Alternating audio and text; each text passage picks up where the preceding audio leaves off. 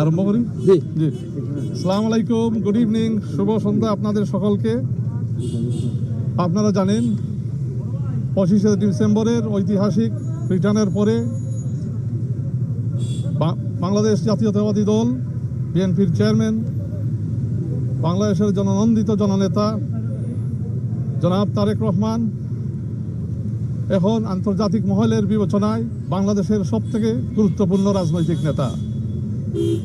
আজকের সূচিতে 11 জন রাষ্ট্রদূত ওনার সাথে সাক্ষাতে মিলিত হয়েছেন।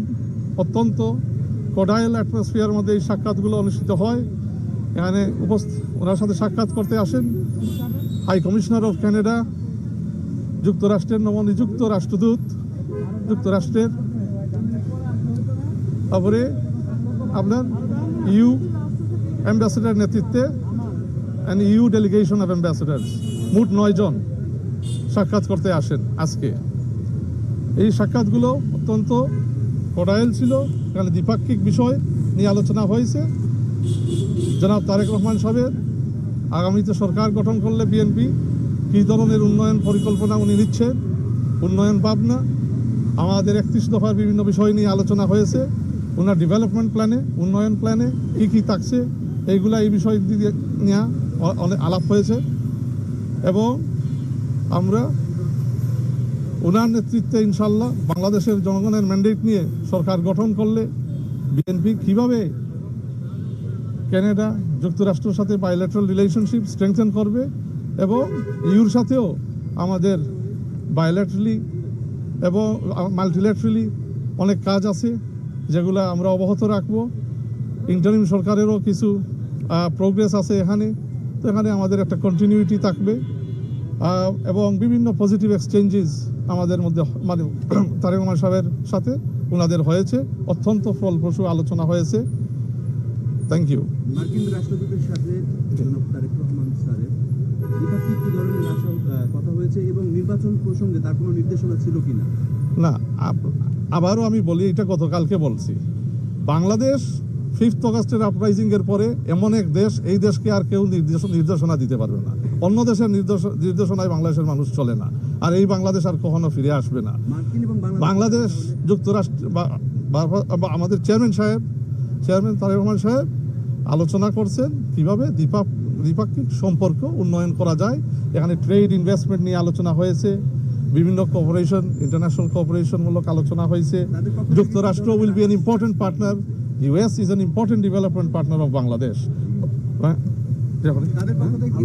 হ্যাঁ, তারপরে ইন্টারন্যাশনাল আপনার কাপড়ে যে রোহিঙ্গা ইস্যু, আমরা রোহিঙ্গা ইস্যু নিয়ে কিভাবে এটা আগামীতে আমরা একটা মাল্টিল্যাটারাল প্রসেসে এটা রিজলভ করা যায়, কারণ this will remain a national security concern, one of our top priorities.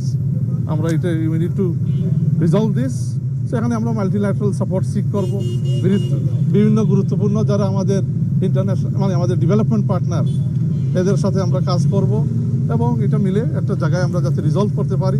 তো Rohingya issue was one of this issues. তারপরে আমরা বিভিন্ন উন্নয়নমূলক কর্মকাণ্ড, বাইল্যাটারাল যে বললাম রিলেশনশিপ কীভাবে স্ট্রেংথেন করা যায়, ট্রেড অ্যান্ড ইনভেস্টমেন্টের বিষয় আসছে। তারপরে আপনার শিক্ষা, ওখানে প্রাধান্য পাচ্ছে ভোকেশনাল এডুকেশন, প্রাধান্য পাচ্ছে টেকনিক্যাল এডুকেশন। তো ওই মানে অনেক উন্নয়নমূলক বিষয় নিয়ে আজকে আলোচনা হয়েছে।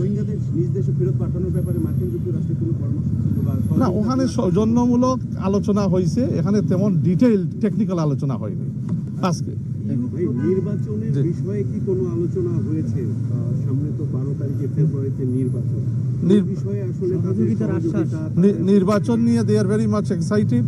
এটা ডেমোক্রেটিক ট্রানজিশন এখন হচ্ছে এবং হতে যাচ্ছে, তো এটা নিয়ে দে আর এক্সাইটেড। তারা এনভায়রনমেন্ট নিয়ে সন্তুষ্ট এবং মানে ভালো একটা প্রসেসের দিকে এখন বাংলাদেশ যাচ্ছে। সো ইট টার্মস অফ যেভাবে বাংলাদেশের মানুষ এখন নির্বাচন নিয়ে এক্সাইটেড, তারও এক্সাইটেড যে একটা ডেমোক্রেটিক ট্রানজিশন এখন হবে প্রায় 17 বছর পরে। ইউ প্রতিনিধিরা কি বলছে কোন ব্যাপারে? সামনে নির্বাচনে তো তাদের মানে যেভাবে বাংলাদেশের মানুষ এক্সাইটেড মানে হয়ে আছে, তাদের মানে আগামী নির্বাচনে 17 বছর পরে মানুষ অপরচুনিটি পাবে ভোট দেওয়ার। তো তারাও গণতান্ত্রিক ইলেকশন, অনেক অ্যাম্বাসেডার ওখানে আছে, ওরা কোনো গণতান্ত্রিক ইলেকশন দেখতেই পারেনি তাদের টেনিয়ারে। তো this is they looking with excitement যে একটা transparent accountable election where Bangladesh will come out of its dark past of the last 15 years এবং একটা নতুন দিগন্তের দিকে যাবে ইনশাআল্লাহ। Thank you.